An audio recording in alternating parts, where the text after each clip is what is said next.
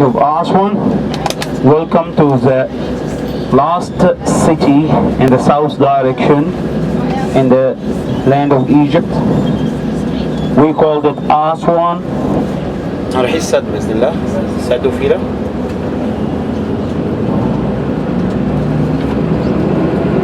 We called it Aswan, comes from the ancient pharaonic name Swan, which is meaning a market. So this area here is very famous as the market of the land of Egypt because it is the last state to the southern border. By this way, all the products which goes from Egypt to Africa goes through it. All the things which is going from Africa to Egypt goes through it. Mainly, if we think of perfume oil, papyrus, materials going out from Egypt to Africa, and in the same moment we get from Africa essence, animals like monkeys. We need monkeys inside the temples because it's representing Tuhut, which is the sponsor of wisdom in the ancient Egyptian time. Also camels and spices, ebony wood, gold, anything like that comes from Africa goes through this country or this state.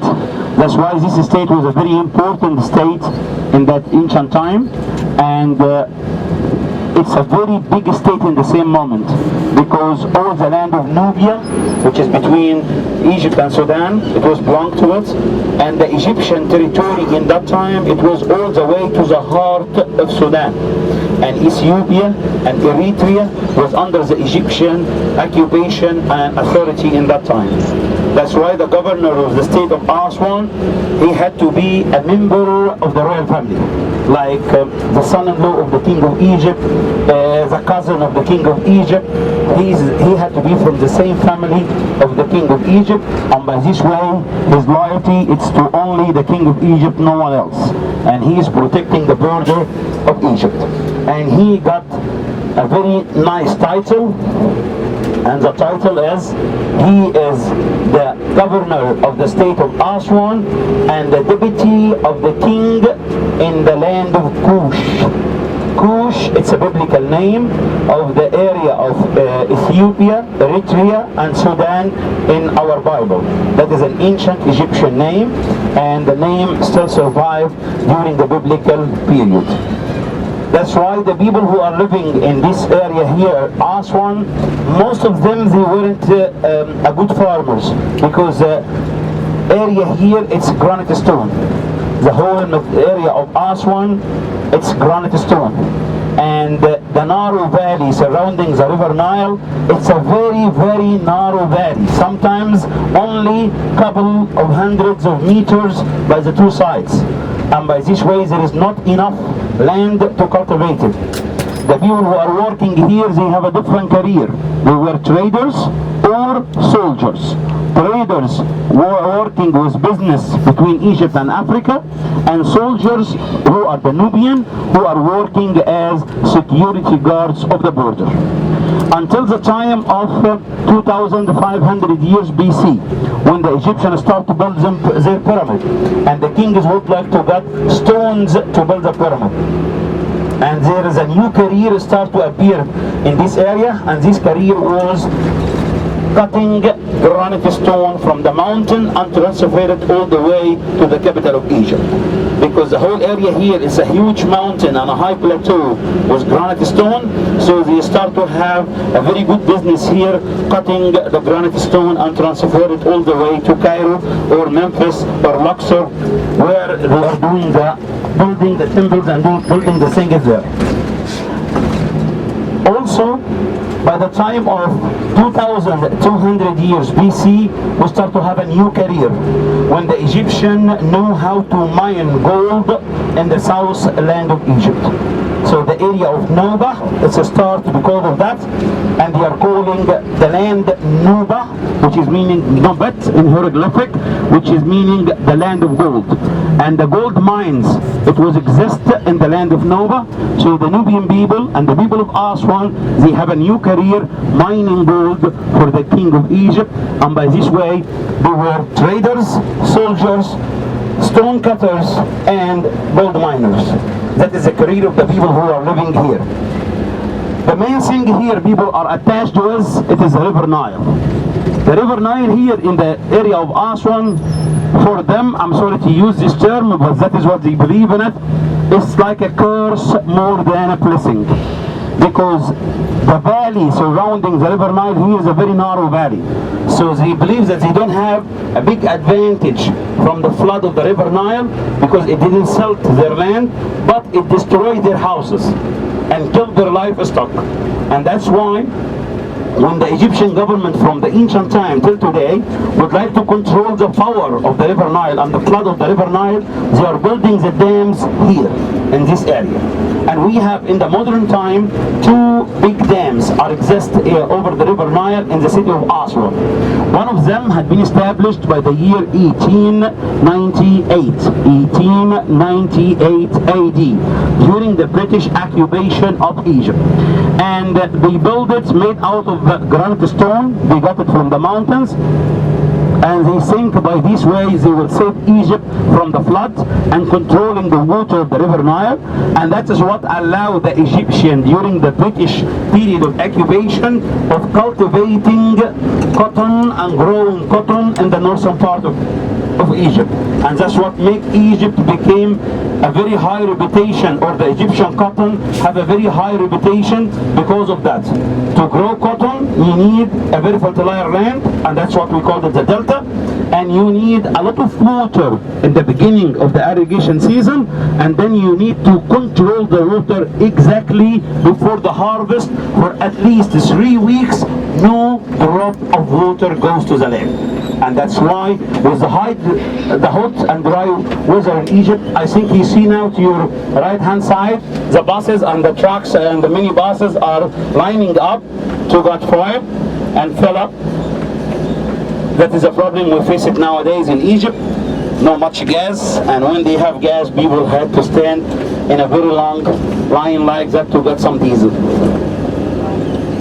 Especially for diesel, it's not that hard for gasoline, but for diesel or oil, but for diesel it's a very, very hard job.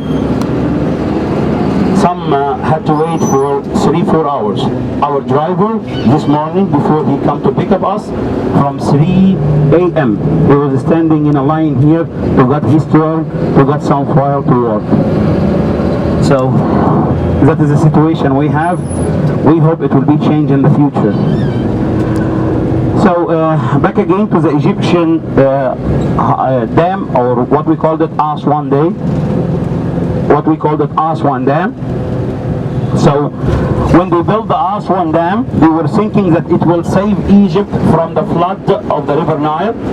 It was 44 meter high, which is more or less something like almost 140, 135 feet high. And it was something like 3 kilometers long. And they built it over the high dam to control the flood of the high dam. But unfortunately, by the year 1951, the flood was too much and the water was higher than 44 meter high and crossing the dam, and the water covered the whole land of Egypt and caused at least 10,000 people passed away because of the flood. And a lot of villages had been swept away, and a lot of animals and livestock passed away and submerged and sinking because of this flood which has happened by the year 1951. That's why the Egyptian government, starting from the year 1952, when Egypt got its own revolution by the Egyptian army, by the leader of the ex-president of Egypt, Nasser, they decided to build another dam, which we called it the High Dam. The High Dam, 111 meter high, 4 kilometer long, 111 meter, something like 350, 360 feet high. And it is something like 4 kilometer long, something like 2.5 mile long, and it became a very great one and a very high one, and by this way it saved Egypt from the flood from the year 1960 till today. But the problem is, in that time, Egypt has not enough money to build the high dam because we just got our independence 2 years before from what we called the British occupation. That's why Mr. Nasser, our ex-president, he would like to get a loan from the National Bank, or the World Bank.